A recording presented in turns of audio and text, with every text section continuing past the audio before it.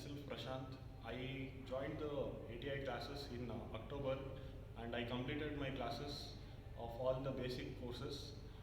The advantage of these classes were all the faculties were from industry people, so we could get up all the topics very easily.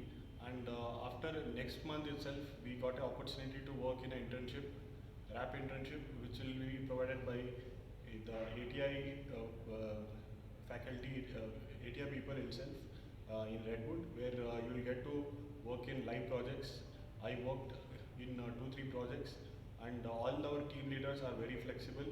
They help you get adjusted and adjust yourself. Initially, get acquire yourself to the project, understand the project, and you get to contact with the live people who are in charge of the projects from the other countries.